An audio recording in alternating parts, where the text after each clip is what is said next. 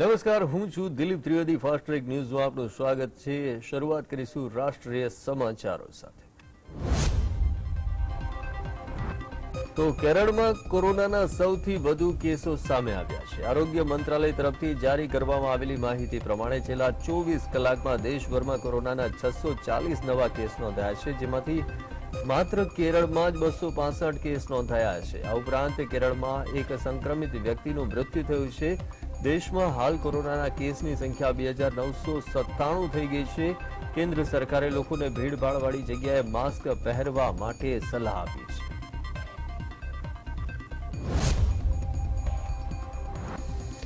કેરળના આરોગ્ય મંત્રી વીણા જ્યોર્જે જણાવ્યું કે 1 નવેમ્બરથી પ્રદેશમાં કોરોનાના કેસોમાં વધારો જોવા મળ્યો હતો. કોરોનાના JN1 વેરિયન્ટથી 79 વર્ષીય મહિલા સંક્રમિત થઈ હતી. સારવાર દરમિયાન બાદ તે હવે બિલકુલ ઠીક થઈ ગઈ છે. વર્તમાન સમયમાં રાજ્યમાં કોરોનાથી મૃત્યુ પામનાર લોકોને પહેલેથી જ અન્ય બીમારી પણ હતી. કેરળમાં મોટાભાગના કોરોનાના દર્દીઓને ICU અને વેન્ટિલેટરની સુવિધાની જરૂર પડી નથી. સ્થિતિ સંપૂર્ણપણે કાબૂમાં છે.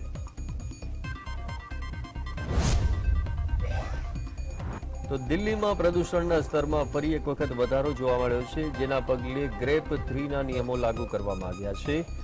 શહેરના કુલ 35 પૈકી 25 સ્ટેશનમાં એર ક્વોલિટી ઇન્ડેક્સ 400ને પાર થઈ ગયો હતો.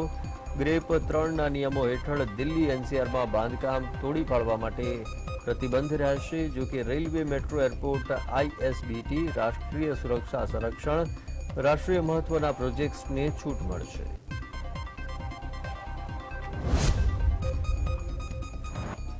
તો કુસ્તીબાજ બજરંગ પુનિયાએ પોતાનો પદ્મશ્રી એવોર્ડ સરકારને પરત આપવાની જાહેરાત કરી દીધી છે.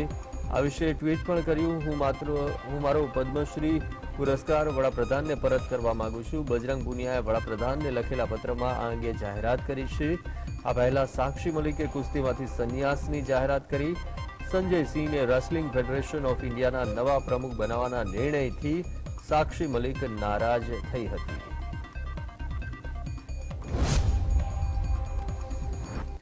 કોંગ્રેસ પાર્ટીના મહાસચિવ પ્રિયંકા ગાંધી કુસ્તીબાજ સાક્ષી મલિક અને બજરંગ પુનિયાને મળ્યા. ભાજપના સાંસદ બ્રિજભૂષણ સિંહના નજીકના માનવામાં આવતા સંજય સિંહને રેસલિંગ ફેડરેશન ઓફ ઇન્ડિયાના પ્રમુખ બનાવવામાં આવતા વિવાદ સર્જાયો છે. 21મી ડિસેમ્બરે કુસ્તીબાજ સાક્ષી મલિકે નિવૃત્તિ જાહેર કરી છે. બ્રિજભૂષણ સિંહ પર યૌન ઉત્પીડનના ગંભીર આરોપ લગાવવામાં આવ્યા હતા.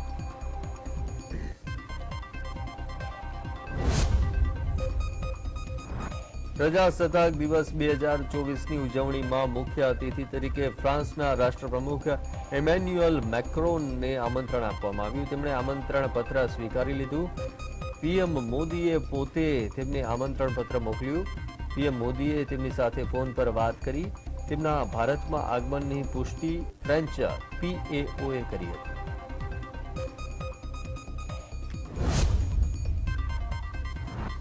દિલ્હીની એક્સાઇઝ પોલીસથી સંબંધિત મની લોન્ડરિંગ કેસમાં રાઉઝ એવન્યુ કોર્ટે આમ આદમી પાર્ટીના સાંસદ સંજય સિંહની જામીન અરજી ફગાવી દીધી છે. દિલ્હીની કોર્ટે લીકર પોલિસી નીતિ સંબંધિત મની લોન્ડરિંગ કેસમાં આપના નેતા સંજય સિંહની જ્યુડિશિયલ કસ્ટડી 10મી જાન્યુઆરી સુધી લંબાવી. આ પહેલા 11મી ડિસેમ્બરે કોર્ટે સંજય સિંહની ન્યાયિક કસ્ટડી 10 દિવસ માટે વધારી હતી.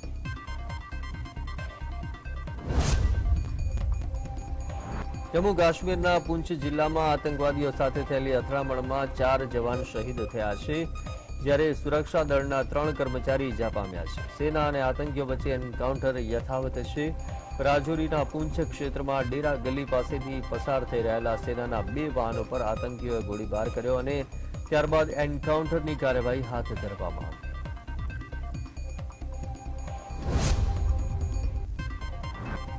સંસદમાં સુરક્ષા ચૂક મુદ્દે વિપક્ષી દળના સાંસદ સભ્યો દ્વારા સદનમાં કરવામાં આવેલા હોબાળાના ભાગરૂપે તેમને સત્રના બાકીના સમયગાળા માટે સસ્પેન્ડ કરવામાં આવ્યા. આ કાર્યવાહીના વિરોધમાં કોંગ્રેસ પાર્ટી સહિત વિપક્ષી ઇન્ડિયા ગઠબંધનના સાંસદ સભ્યોએ દિલ્હીના જંતર મંતર પર વિરોધ પ્રદર્શન કર્યું. આ વિરોધ પ્રદર્શનમાં કોંગ્રેસ પાર્ટીના અધ્યક્ષ મલ્લિકાર્જુન ખડગે, રાહુલ ગાંધી પણ હાજર રહ્યા. આ વિશે વાત કરતા કોંગ્રેસ પાર્ટીના મોહમ્મદ અઝહરુદ્દીને જણાવ્યું કે જો સદનમાંથી 5 થી 6 સાંસદ સભ્યોને સસ્પેન્ડ કરવામાં આવે તો ઠીક છે, પરંતુ આટલી મોટી સંખ્યામાં સાંસદ સભ્યોને સસ્પેન્ડ કરવામાં આવે તો એ લોકશાહી સામે સવાલ ઊભા કરે છે.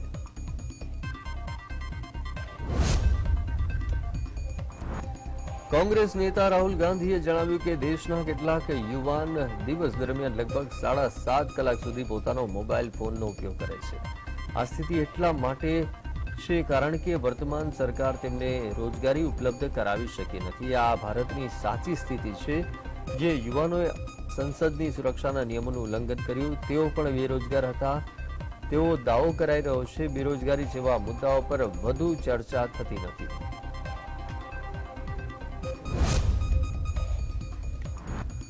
દિલ્હીના જંતર મંતર મેદાનમાં સંબોધન દરમિયાન રાહુલ ગાંધીએ જણાવ્યું કે વિપક્ષી દળના નેતા અને કાર્યકર્તા એક સાથે ઉભા છે. આ લડાઈ નફરત અને મોહબ્બત વચ્ચેની છે.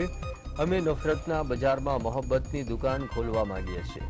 જેટલી નફરત ફેલાવવામાં આવશે, લોકોને ડરાવવામાં અને ધમકાવવામાં આવશે, તેટલું ઇન્ડિયા ગઠબંધનના લોકો ભાઈચારો અને એકતા ફેલાવશે.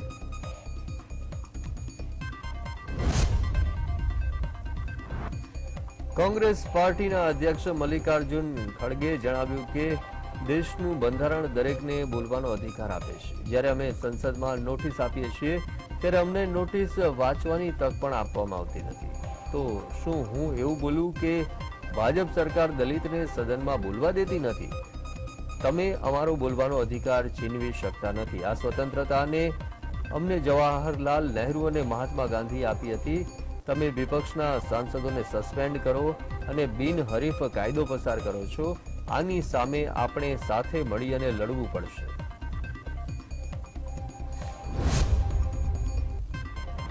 કેન્દ્રીય સંસદીય બાબતોના મંત્રી પ્રહલાદ જોશીએ જણાવ્યું કે સંસદના શિયાળુ સત્ર દરમિયાન કુલ 19 બિલ પસાર કરવામાં આવ્યા.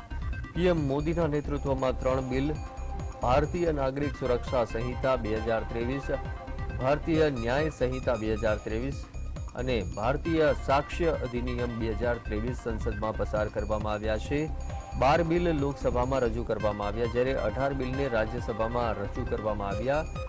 શિયાળુ સત્રની શરૂઆત 4 ડિસેમ્બરના રોજ થઈ હતી, જ્યારે 21મી ડિસેમ્બરે સત્રનું સમાપન થયું છે.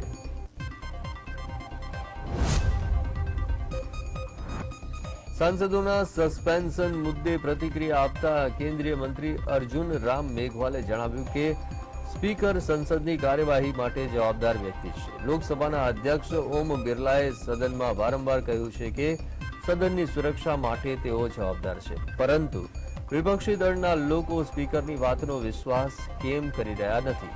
વિપક્ષી દળના લોકો તાજેતરમાં વિધાનસભાની ચૂંટણીમાં મળેલી હારનો બદલો લેવા માંગતા હતા. આ વિશે તેઓ આંતરિક પ્લાનિંગ કરી રહ્યા હતા અને તેમને તક મળી ગઈ. સંસદમાં સુરક્ષા ચૂક એ ગંભીર મુદ્દો છે.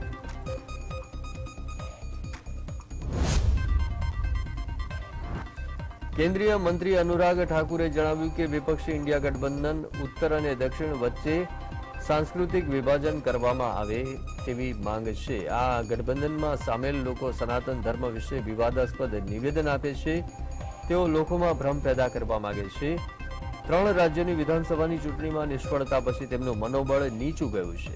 દેશ ઈચ્છતો હતો કે તેમને સંસદમાં બનેલી ઘટના વખતે એકજૂટ થયા નથી. તેઓ માત્ર સદનની બહાર ઊભા રહી ભારતના ઉપરાષ્ટ્રપતિની નકલ કરવા માંગે છે.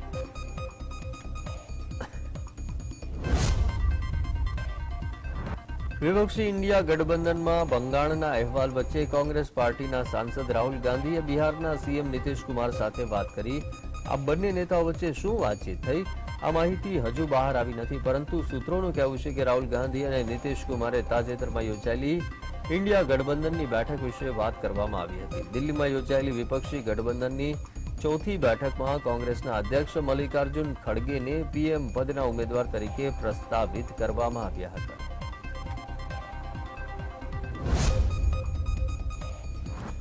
ભાજપ વિરોધી મોરચો ઇન્ડિયાની બેઠકમાં પાછા ફરેલા નીતિશ કુમારે પટણ આવતાની સાથે જ જેડીયુ રાષ્ટ્રીય કારોબારી અને રાષ્ટ્રીય પરિષદની બેઠક એક સાથે બોલાવવાની જાહેરાત કરી છે. એવી અટકળો ચાલી રહી હતી કે નીતિશ લલનસિંહને હટાવીને પોતે જેડીયુના રાષ્ટ્રીય પ્રમુખ બની જશે. ઇન્ડિયા ગઠબંધનના સાથી પક્ષો સાથે બેઠકની વહેંચણી સહિતના મુદ્દે સંપૂર્ણ કંટ્રોલ પોતાની પાસે રહે એવું નીતિશ ઈચ્છે છે. આ કારણે લોકસભાની ચૂંટણી સુધી નીતિશ રાષ્ટ્રીય પ્રમુખ રહેશે કે જેથી ટિકિટોની વહેંચણી સહિતના મુદ્દે અસંતોષ ન થાય।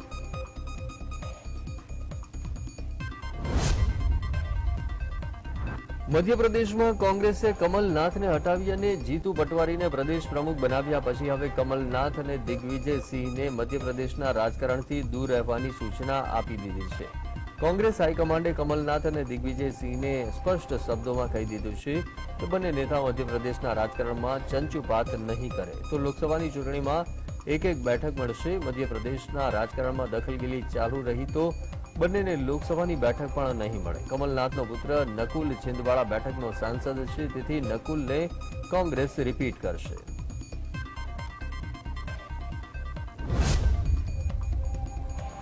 ભાજપે છત્તીસગઢમાં મંત્રીમંડળ રચી દીધું, પણ રાજસ્થાન અને છત્તીસગઢમાં કોકડું ગૂંચવાયેલું છે। ભાજપના સૂત્રોનો દાવો છે કે આ બંને રાજ્યોમાં ભાજપનો રિપીટ ફોર્મ્યુલા અપનાવી ભૂતકાળમાં મંત્રી બન્યા હોય એવા કોઈ ધારાસભ્યને મંત્રીપદ આપવા નહોતું માંગતું, પણ તેના કારણે લોકસભાની ચૂંટણીમાં અસર થવાનો વર્તારો લાગતા ફોર્મ્યુલા પડતી મુકાઈ હવે નવી ફોર્મ્યુલા પર વિચાર કરાઈ રહ્યો છે કે જેમાં 2 વાર મંત્રી બનનારને રિપીટ નહીં કરાય। તેલંગાણામાં કોંગ્રેસની રેવંત રેડ્ડી સરકારે આવતા મહિને યોજાનારા તબલીગી જમાતના સંમેલન માટે 2.45 કરોડ રૂપિયા મંજૂર કરતા વિવાદ થયો છે। ભાજપે આ નિર્ણયને મુસ્લિમ તુષ્ટિકરણ ગણાવી તેની સામે આંદોલન છેડવાની ચીમકી ઉચ્ચારી છે। ભાજપનો આક્ષેપ છે કે 2020માં કોરોનાની બીજી લહેર ફેલાવવામાં દિલ્હીમાં મળેલું તબલીગી જમાતનું સંમેલન જવાબદાર હતું। હવે દેશમાં ફરી કોરોનાના નવા વેરિયન્ટનો ખતરો છે, ત્યારે તબલીગી જમાતનું ફરી એવું સંમેલન બોલાવવામાં આવી રહ્યું છે એ જોતા તેમના ઈરાદા શંકાસ્પદ છે।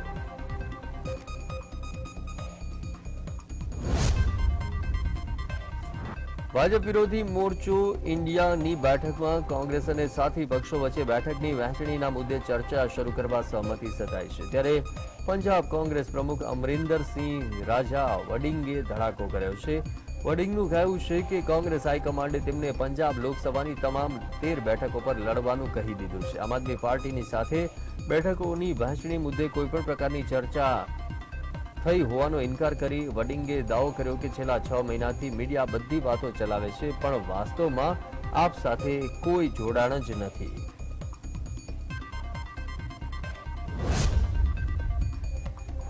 કર્ણાટકમાં ભાજપ અને જેડીએસ લોકસભાની ચૂંટણી સાથે લડશે નક્કી છે, પણ બેઠકની વહેંચણીના મુદ્દે મડાગાંઠ પડી છે। કર્ણાટક લોકસભાની 28 બેઠકોમાંથી જેડીએસને 6 બેઠકો જોઈએ છે, જ્યારે ભાજપ 4 બેઠકોમાંથી વધારે આપવા તૈયાર નથી। સૂત્રોનો દાવો છે કે ભૂતપૂર્વ વડાપ્રધાન એચડી દેવગૌડાએ આ અંગે પીએમ મોદી સાથે ફરિયાદ કરી હતી। મોદીએ તરત દેવગૌડા અને તેમના પુત્ર કુમારસ્વામીને દિલ્હી બોલાવી ખાતરી ઉચ્ચારી અને જેડીએસના હિતોનું ધ્યાન રખાશે અને તેમને અન્યાય નહીં થાય।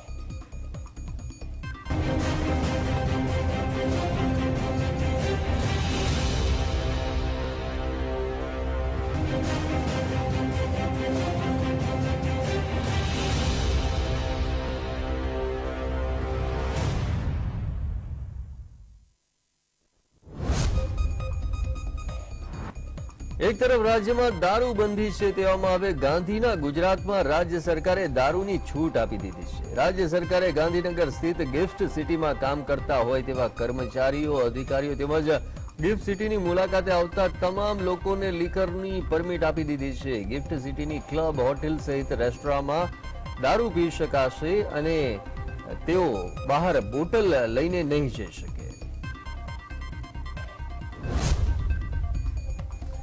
હવામાન વિભાગે આગામી 24 કલાકમાં હળવા વરસાદની આગાહી કરી છે। સૌરાષ્ટ્ર અને કચ્છમાં ગાજવીજ સાથે હળવા વરસાદની શક્યતા વ્યક્ત કરાઈ છે। અરબ સાગરમાંથી પવનનો ભેજ લઈને આવતા હોવાથી આ વરસાદની શક્યતા વ્યક્ત કરાઈ છે। જે જિલ્લાઓમાં હળવો વરસાદ થઈ શકે છે ત્યાં દિવસમાં તાપમાન ઓછું નોંધાતા ઠંડીનો અનુભવ થશે। કચ્છ અને જામનગર, નવસારી અને વલસાડમાં હળવો વરસાદ પડી શકે છે।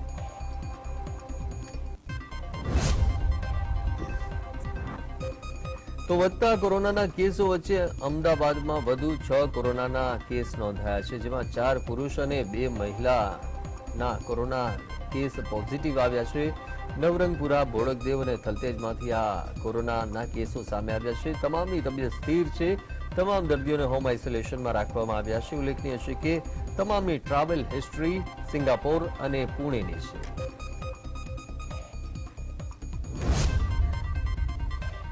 મહેસાણા જિલ્લાના વડનગરના ચાંદપુર ગામે એસઓજીની ટીમે એક આરોપી સહિત ડુપ્લિકેટ બીડી તમાકુના ડબ્બા પડીકી ઝડપી પાડી છે. આરોપી પાસેથી નકલી સ્પેશિયલ ટેલિફોન બીડીના 50 બોક્સ, જસવંત ટેલિફોન બીડીના 7 બોક્સ, મિરાજ તમાકુના 10 ડબ્બા સહિત કુલ રૂપિયા 27,400 નો મુદ્દામાલ કબજે કરી કાયદેસરની કાર્યવાહી હાથ ધરાઈ છે.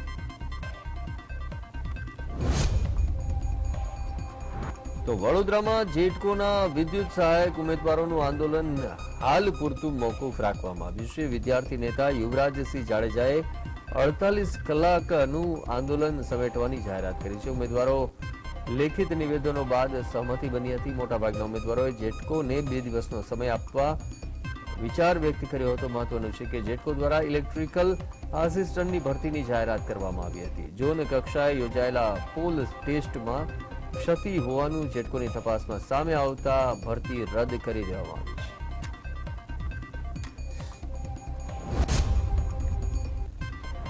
તો કેડિલાના સીએમડી રાજીવ મોદી સામે નોંધાયેલી જાતીય સતામણીની ફરિયાદ મામલે ગુજરાત હાઈકોર્ટે એક મોટો ચુકાદો આપ્યો છે. પીડિત મહિલાની તરફેણમાં જસ્ટિસ એચ.ડી. સુધારે ચુકાદો આપ્યો, જેમાં હાઈકોર્ટે ડીઆઈજી કક્ષાના અધિકારીને કેસની તપાસના આદેશ આપ્યા છે. જે પોલીસ અધિકારી સામે આક્ષેપ કર્યા હતા તે અંગે તપાસ કરવા આદેશો અપાયા છે.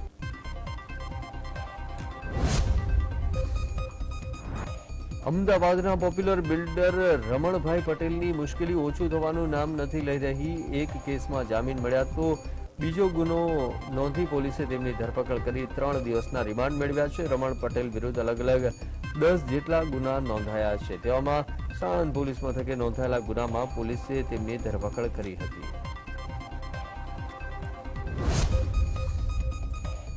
તો મહેસાણા જિલ્લામાં પણ ખાણ ખનીજ અધિકારીની જાસૂસી થતી હોવાનો ઘટસ્ફોટ થયો છે. મહેસાણા ખાણ ખનીજ વિભાગે ગેરકાયદેસર માટી ખનન કરતા એક જેસીબી અને ડમ્પરને ઝડપી પાડ્યા છે. વાહન છોડાવવા માટે કડી તાલુકાના કુંડાળ ગામના દિનેશ નેતાજી વણઝારા અને સંજય રમેશ વણઝારા નામના શખ્સો ખાણ ખનીજ કચેરીએ પહોંચ્યા. બંને શખ્સોના મોબાઈલમાંથી 5 વોટ્સએપ ગ્રુપ મળી આવ્યા, જેમાં ખાણ ખનીજ વિભાગના અધિકારીઓની પડેપડની ગતિવિધિની માહિતી આપવામાં આવતી હોવાની ઓડિયો ક્લિપ અને ટેક્સ્ટ મેસેજ મળી આવ્યા હતા.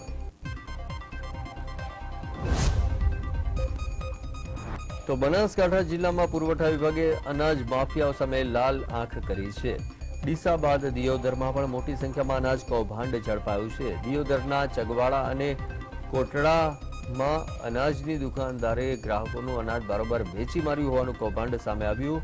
ઘઉં, ચોખા, તુવેર દાળ, મીઠું અને ખાંડનો જથ્થો બારોબાર વેચી દેવાતા સંચાલકો સામે કાર્યવાહી કરવામાં આવી છે.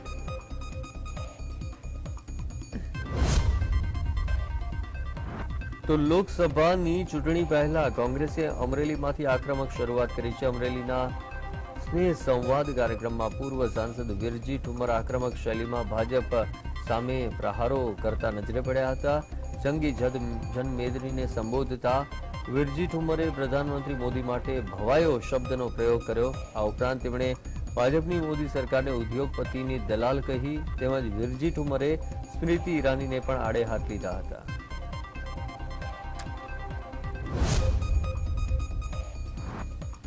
સુરત વરાછા વિધાનસભાના ભાજપના ધારાસભ્ય કુમાર કાનાણીનો ફરી એક લેટર બોમ્બ સામે આવ્યો છે. અવારનવાર પ્રજાના પ્રાણ પ્રશ્નો અને સમસ્યાઓ અંગે સરકાર તેમજ તંત્રને પત્ર લખી જગાડવાનો પ્રયાસ કરતા કુમાર કાનાણીએ પાલિકા તંત્રની કામગીરી સામે સવાલ ઉઠાવ્યા છે.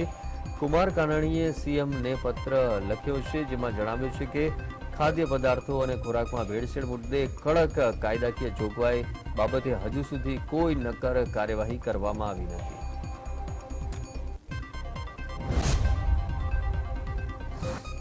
સુરેન્દ્રનગરના યુવકે પૂર્વ ધારાસભ્ય નંદકિશોર દવે અને તેમના પુત્રના ત્રાસથી ઝેરી દવા આપી અને આપઘાતનો પ્રયાસ કર્યો.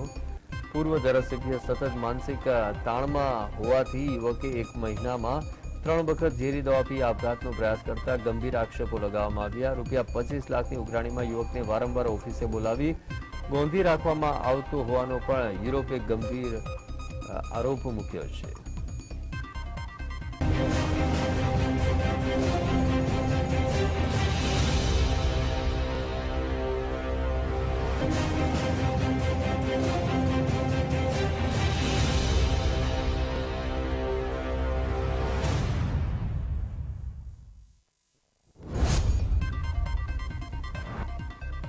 અરવલ્લી જિલ્લાના ભિલોડાના મલાસા ગામે જિલ્લા પંચાયતના પૂર્વ પ્રમુખના ભાઈએ આર્થિક સંકળામણના કારણે રિવોલ્વરથી ફાયર કરી આત્મહત્યા કરી લીધી છે. જિલ્લા પંચાયતના પૂર્વ પ્રમુખ લાલસિંહના ભાઈ વિજયસિંહે અણધારું આત્મઘાતી પગલું ભરતા સમગ્ર પંથકમાં સોપો પડી ગયો છે. તેમના મૃતદેહને ભિલોડાની કોટેજ હોસ્પિટલે પીએમ માટે મોકલી પોલીસે વધુ તપાસ હાથ ધરી હતી.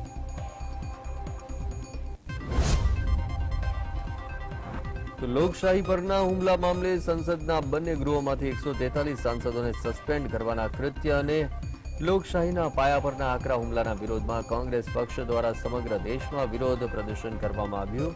જેના ભાગરૂપે ગાંધીનગર ગૃહ ખાતે પણ ધરણા પ્રદર્શનના કાર્યક્રમ યોજવામાં આવ્યા. વડોદરા શહેર કોંગ્રેસના પ્રદર્શન દરમિયાન શહેર કોંગ્રેસ પ્રમુખ સહિત 10 કરતા વધુની અટકાયત કરવામાં આવી હતી.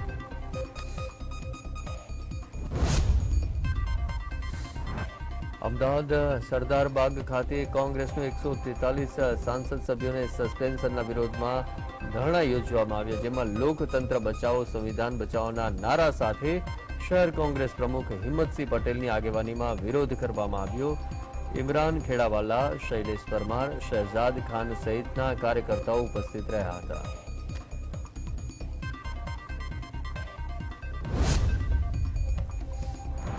તો સંસદમાંથી 142 સાંસદોને સસ્પેન્ડ કરવા મામલે દેશભરમાં કોંગ્રેસ દ્વારા વિરોધ પ્રદર્શન અને દેખાવનો કાર્યક્રમ યોજાયો. જે અન્વયે સુરત શહેર જિલ્લા કોંગ્રેસ સમિતિ દ્વારા રિંગ રોડ સ્થિત આંબેડકર પ્રતિમા ખાતે દેખાવ અને વિરોધ પ્રદર્શનના કાર્યક્રમનું આયોજન કરાયું. પરંતુ કાર્યક્રમ સફળ થાય તે પહેલા જ કોંગ્રેસીઓની પોલીસ દ્વારા અટકાયત કરી લેવામાં આવી હતી.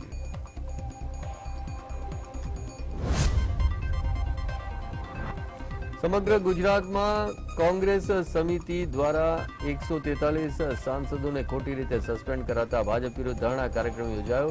એ જ રીતે ખેડા જિલ્લા કોંગ્રેસ સમિતિ તથા નડિયાદ શહેર જિલ્લા કોંગ્રેસ સમિતિ દ્વારા પણ ધરણા પ્રદર્શનનો કાર્યક્રમ રાખવામાં આવ્યો હતો.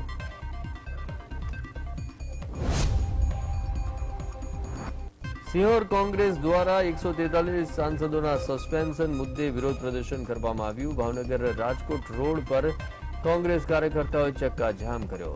શહેર પોલીસ દ્વારા પ્રદર્શનકારીઓની અટકાયત પણ કરવામાં આવી હતી.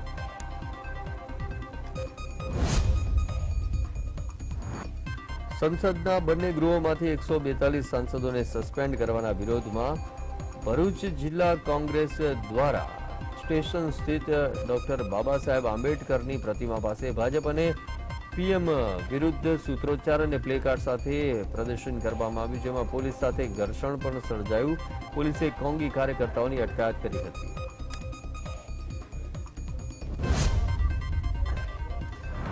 જૂનાગઢમાં સમાજ સુરક્ષા દ્વારા દિવ્યાંગોને રોજગારી કીટનું વિતરણ કરવાનો કાર્યક્રમ યોજાયો, પરંતુ નબળી અને હલકી ગુણવત્તાવાળી ભ્રષ્ટાચાર વાળી આ કીટ હોવાથી દિવ્યાંગોએ પિત્તો ગુમાવ્યો અને કીટને તોડી અને વિરોધ નોંધાવ્યો. કીટ વિતરણના કાર્યક્રમમાં સરકાર તરફથી મળતી હલકી ગુણવત્તાની કીટને તોડી અને ઉગ્ર વિરોધ કરી અમુક દિવ્યાંગોએ કીટ ન લેવાનો નિર્ણય કરી અને ઉગ્ર વિરોધ નોંધાવ્યો હતો.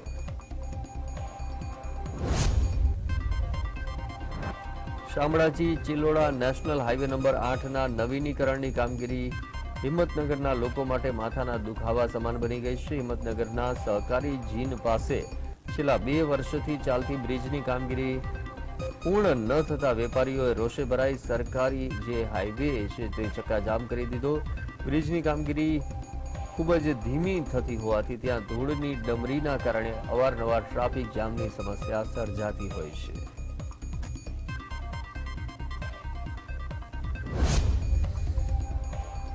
અમદાવાદમાં મ્યુનિસિપલ કોર્પોરેશનની સામાન્ય સભામાં વિપક્ષના નેતા શહેજાદ ખાન પઠાણે 0 વર્ષ પર ચર્ચા કરી હતી. ગાયોના મોત મામલે વિપક્ષ નેતાએ સ્ટેન્ડિંગ કમિટી ચેરમેનનું રાજીનામું માંગ્યું. વિપક્ષ નેતાએ કહ્યું કે ગુજરાત હાઈકોર્ટની ટકોર બાદ શહેરમાં રખડતી ગાયો પર કામ કરવામાં આવ્યું હતું. શહેજાદ ખાને કહ્યું કે એએમસીને હાઈકોર્ટે ગાયો પકડવાનું કહ્યું હતું, પરંતુ એએમસીએ ગાયો મારવાનું કામ કર્યું છે.